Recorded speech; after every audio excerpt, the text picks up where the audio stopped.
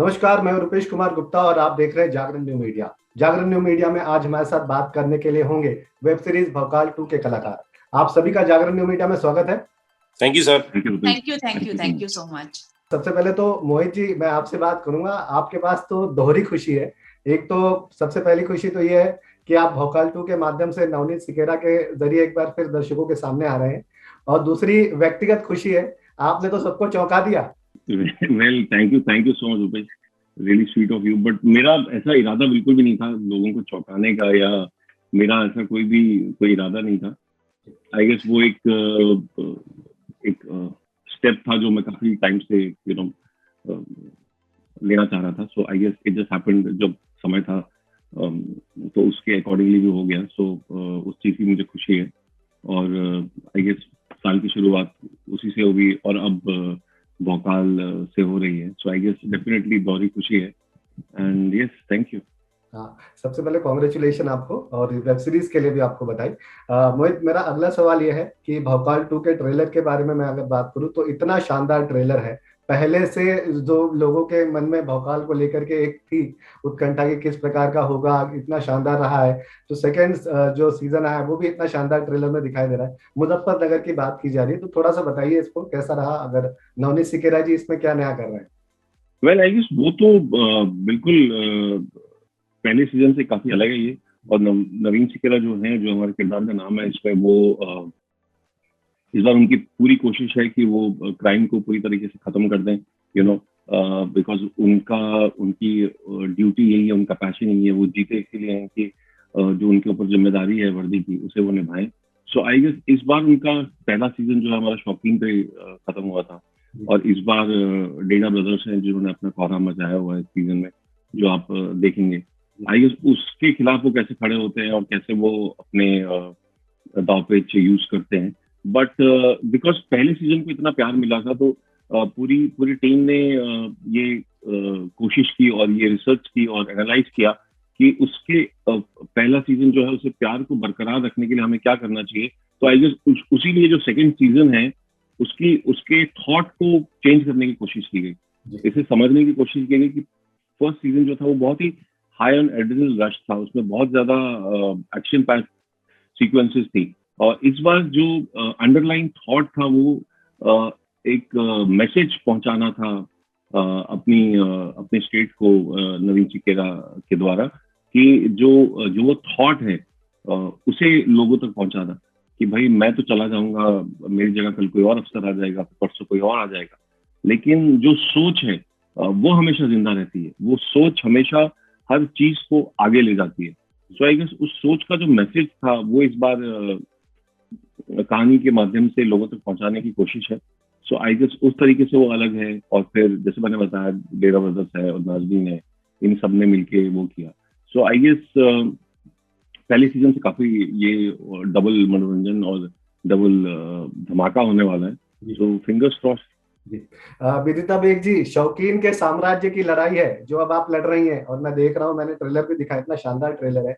आप एक बार फिर से लोगों को चौंकाने के लिए तैयार है, और जैसे भी मोहित जी ने भी कहा, तो कुछ बताइए कितना नया रहा आपके लिए, कितना अलग एक्सपीरियंस रहा, अगर कुछ आप बताना चाहें। एक्सपीरियंस बहुत अलग है, क्योंकि फर्स्ट सीजन में हम नाजनीन को देखते हैं कि वो शौकीन के साथ साये की तरह है, और शौकीन जो बोलता है वही फॉलो करती है, और शौकीन के हुकुम की तामील जो है वो सबसे करवाती रहती है, ऐसा है।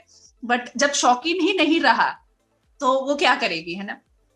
तो तभी जो है एक कैरेक्टर का जो प्रोग्रेशन समझ में आता है। तो जैसे मोहित जी ने कहा कि इस बार सोच पे ज्यादा काम हो रहा है, तो नाजनीन भी सोच में पड़ गई कि अब क्या है, शौकीन नहीं रहा तो मुजफ्फरनगर, मतलब ये हुसैनपुर का क्या होगा, तो शौकीन के लोगों का क्या होगा, शौकीन के फैमिली का क्या होगा।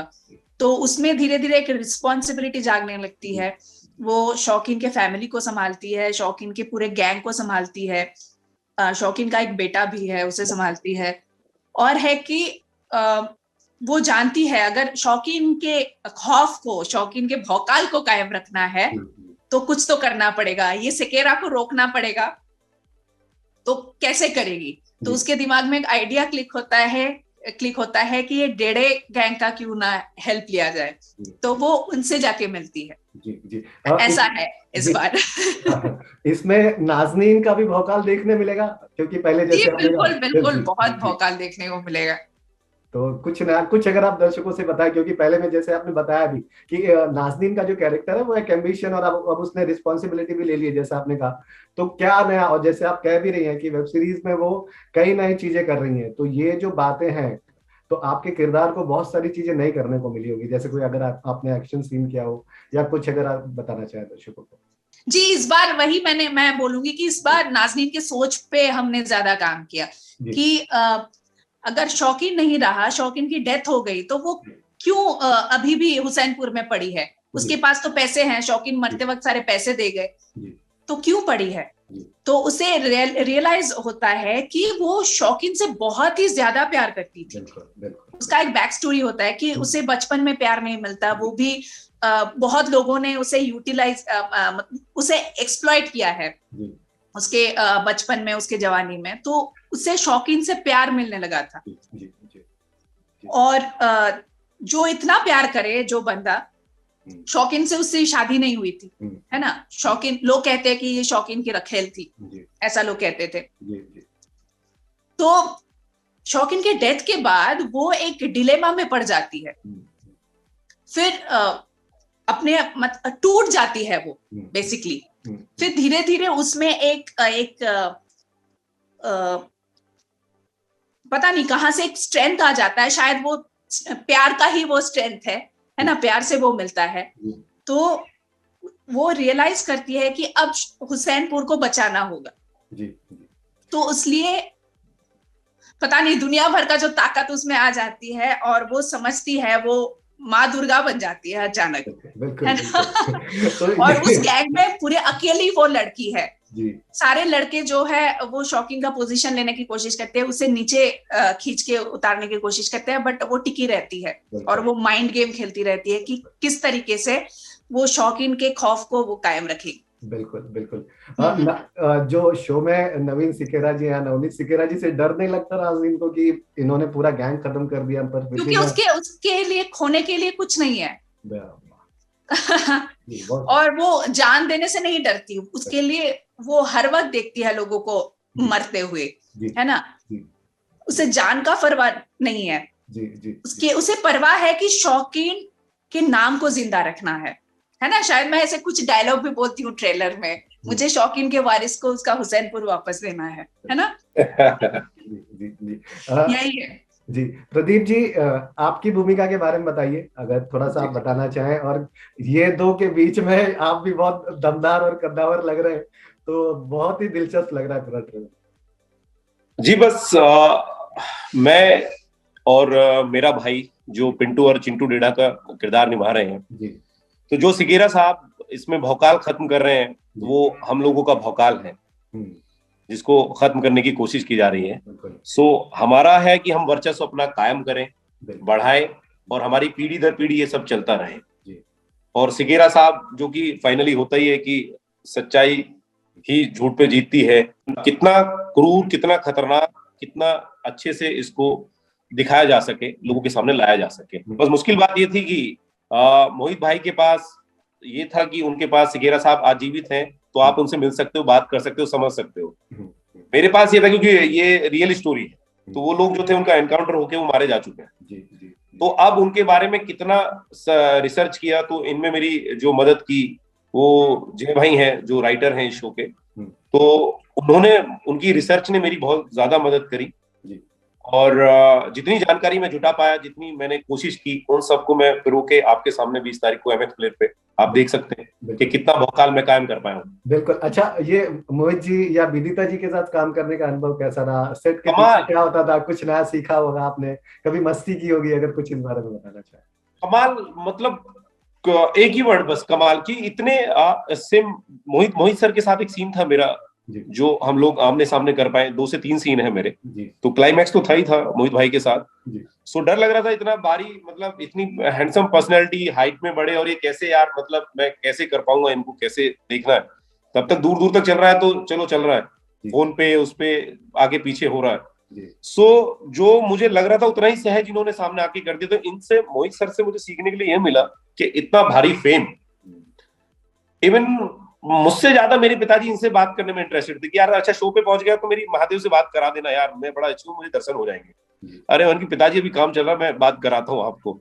सो वो सब तो एक तरफ है, बाकी इतने ज्यादा नेम फेम होने के बाद भी इतने सहज तरीके से मिलना, सहज तरीके से बात करना, क्योंकि क्लाइमैक्स में हमारी बड़ी हाथापाई है, बहुत सारी चीजें हैं, तो उनको करना, बिल्कुल भी रियलाइज ना कराना मुझे कि यार मैं मतलब नया हूं या मैंने एंट्री मारी है अभी, तो कैसे करते हैं। तो उसके लिए मैं इनका शुक्रगुजार हूँ। सेम विदिता जी का, जो बहुत सारे सीन हम लोगों के आमने सामने हैं, तो बड़े सहज तरीके से इन्होंने करने दिया काम मुझे। तो इन सब लोगों से मुझे ये सीखने के लिए मिलता है कि कल को अगर मैं इस स्तर पे पहुंचूं तो मुझे कैसे बिहेव करना है नए लोगों के साथ। वाह मोहित भाई, इतनी तारीफ हुई, कुछ कहना चाहेंगे? और हाँ, ये बात और जोड़ना चाहूंगा, जैसे इन्होंने कहा कि फैन फॉलोइंग थी, अचानक आपने जब शादी की तो कई लड़कियों का दिल भी टूटा है कि भैया एक एलिजिबल बैचलर इतना हैंडसम चला गया आज से। नहीं, ये तो इनका, ये तो ऐसे ही प्रदीप भाई का बड़प्पन है, ऐसा बोल रहे हैं, ऐसा यू नो मेरी भी, हम सबकी कोशिश रहती है कि हम अच्छा काम करें और सब एक साथ मिलके चले। तो आई गेस जैसे थॉट की बात होती है, जैसे इस सीरीज में एक थॉट की बात की जा रही है, वैसे ही वो थॉट है जो शायद आगे बढ़ाना है। जब मैं नया आया था तो जिस तरीके का लोगों ने मेरे को ट्रीट किया था, जितना प्यार लोगों ने मुझे दिया था, अब मैं कोशिश कर रहा हूँ कि शायद वही प्यार और इज्जत और रिस्पेक्ट मैं आगे दे सकूं, क्योंकि वही चीज फिर कल प्रदीप आगे पास ऑन करेंगे। So I guess that is the thing, that is the thought that we have tried to keep alive in season 2 also. और जहां तक बात रही पर्सनल चीज की, जी हाँ, वो तो मतलब दैट वाज समथिंग, वो मेरे हाथ में नहीं था। तो मैं तो I mean I have a lot of gratitude and love for everyone जिन्होंने मुझे इतना प्यार दिया। I really when I look back I really feel lucky है। मैं और कुछ कह नहीं पाता हूँ, मैं एकदम शर्मा के कुछ खड़ा हो जाता हूँ सामने कि भाई मैं I don't have any words to express my gratitude। So I guess वो gratitude दिखाने का तरीका हमारे पास सिर्फ यही होता है कि हम काम करें, हम उन्हें और एंटरटेन करें। So I guess वही काम हम करने की कोशिश कर रहे हैं, आगे भी करते रहेंगे, ताकि ऑडियंस हमारे काम को पसंद करे और रिलेट करे।